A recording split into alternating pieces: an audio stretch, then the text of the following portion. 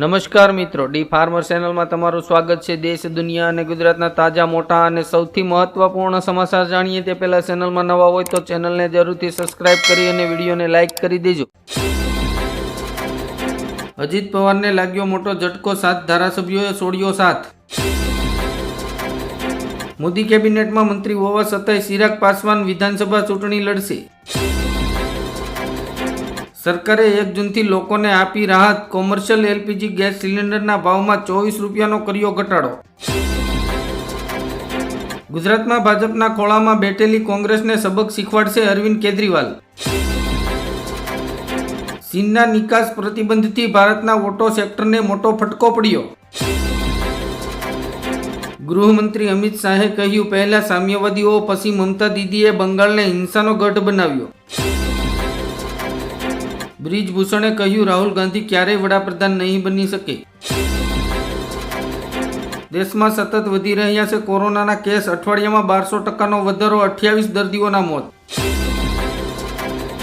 આઈએમડીનું નવું અપડેટ, ગુજરાતના 15 જિલ્લાઓમાં ચોમાસા પહેલા ભારે વરસાદની ચેતવણી। શુભેન્દુ અધિકારીએ કહ્યું, પશ્ચિમ બંગાળમાં ભાજપનું પ્રતિનિધિ મંડળ બાંગ્લાદેશની મુલાકાત લેશે।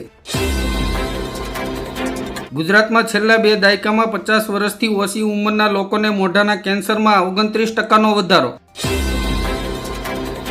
વિસાવદરનો ગઢ જીતવા આમ આદમી પાર્ટી મેદાને, અરવિંદ કેજરીવાલે ભાજપ અને કોંગ્રેસને લીધા આડે હાથરે। અયોધ્યામાં યોગી આદિત્યનાથે શરાબ અને માંસની દુકાનોને માત્ર 7 દિવસમાં હટાવવાનું અલ્ટિમેટ આપ્યું। કેનેડામાં શીખ સંગઠનોની ભારત વિરોધી લડત, G7 સમિટમાં મોદીનું આમંત્રણ અટકાવવાની માંગ। દેશમાં કોરોનાના કેસ 2700 પાર, 24 કલાકમાં 7ના મૃત્યુ, ગુજરાતમાં 265 કેસ એક્ટિવ।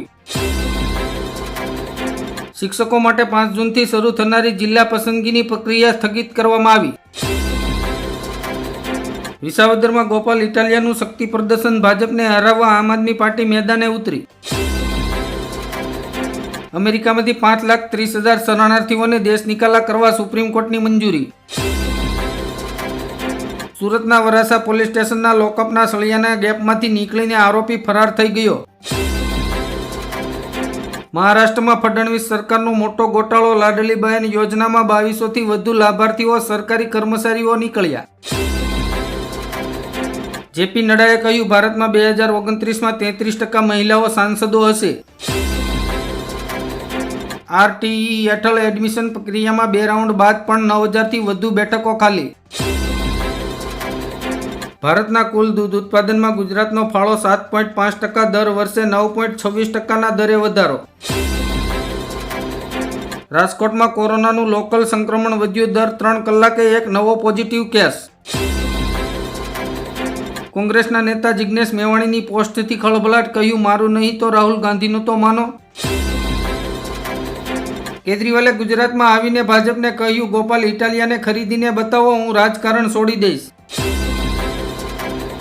પીએમ મોદી સરકારના સ્વદેશી અભિયાનને મળ્યો સંઘનો સહારો, 2047 સુધીમાં આત્મનિર્ભર બનવાનું ભારતનું લક્ષ્ય।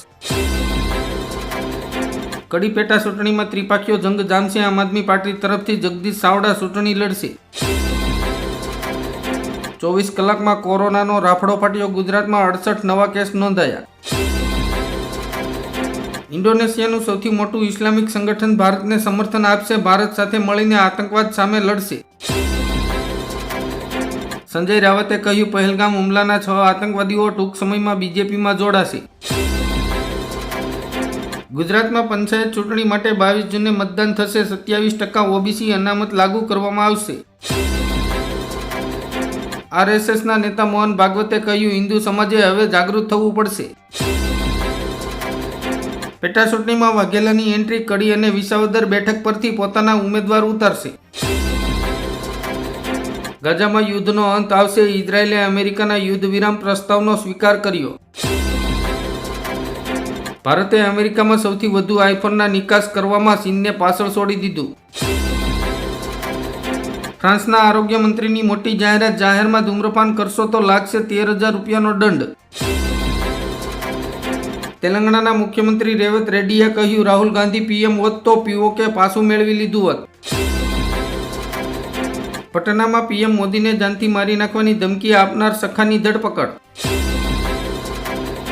ગુજરાતમાં ઓલિમ્પિક માટે સરકારનું મોટું પગલું. હર્ષ સંઘવી પ્રતિનિધિ મંડળ લઈને લંડન જશે. વિસાવદરમાં પાટીદારોના જંગની શક્યતા. ભાજપે મેદાન મારવા 4 મોટા નેતાને જવાબદારી સોંપી. ડોનાલ્ડ ટ્રમ્પને અમેરિકાની અદાલતે આપ્યો મોટો ઝટકો. ટેરિફ પર લગાવ્યો પ્રતિબંધ.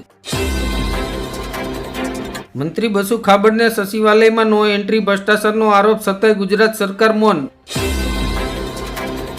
દુકાનદારોનો મોટો નિર્ણય. 1 જૂનથી ગુજરાતમાં રાશનની દુકાનો પર નહીં મળે અનાજ.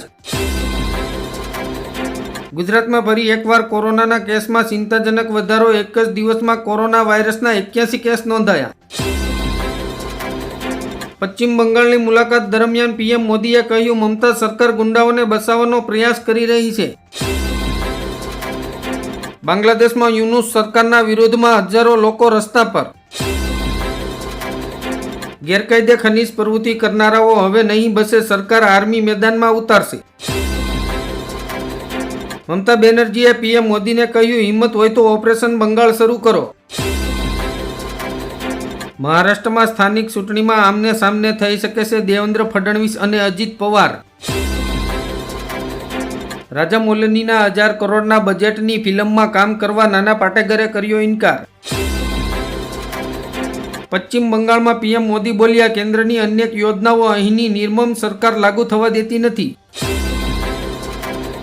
ભ્રષ્ટાચારને રોકવા આંધ્રપ્રદેશના મુખ્યમંત્રી ચંદ્રબાબુ નાયડુએ પીએમ મોદીને 500 રૂપિયાની નોટ બંધ કરવા કરી અપીલ. પીએમ મોદીએ કહ્યું, ઓપરેશન સિંદૂર હજે ખતમ થયું નથી. 3 વખત ઘરમાં ઘૂસીને માર્યા છે. સીએમ મોહન યાદવે કહ્યું, મધ્યપ્રદેશ સરકાર લાડલી બહેન યોજનામાં મહિલાઓને દર મહિને 3000 રૂપિયા આપશે. વિસાવદરમાં કેજરીવાલનો કમબેક. ભાજપના ગઢમાં આપનો પાવર શો. મમતા બેનર્જીનો પીએમ મોદીને પડકાર. બંગાળ વિરોધ નિવેદનબાજી યોગ્ય નથી. વડાપ્રધાન મોદીએ કહ્યું, ટીએમસી સરકારે તેમના શાસનકાળ દરમિયાન હજારો શિક્ષકોનું ભવિષ્ય બગાડ્યું અને તેમના પરિવારોનો નાશ કર્યો. ચિત્રકૂટમાં સેના પ્રમુખે દીક્ષા લીધી. જગતગુરુ રામભદ્રાચાર્યએ દીક્ષામાં પીઓકે માંગ્યું. ઘાટ કરતા ગળામણ મોંઘું. 1 રૂપિયાનો સિક્કો બનાવવા આરબીઆઈ કરે છે 1 રૂપિયો અને 11 પૈસાનો ખર્ચ. ઓપરેશન શિલ્ડની નવી તારીખ જાહેર. ગુજરાતમાં 31 મેના રોજ યોજાશે મોક ડ્રીલ. દેશના કરોડો ખેડૂતોને પીએમ મોદીની મોટી ભેટ. સરકારે ડાંગના ભાવમાં 69 રૂપિયાનો વધારો કર્યો. જમીનની ખરીદી અને વેચાણના 117 વર્ષ જૂના નિયમો થશે રદ. ઓનલાઈન રજિસ્ટ્રીની તૈયારીઓ શરૂ.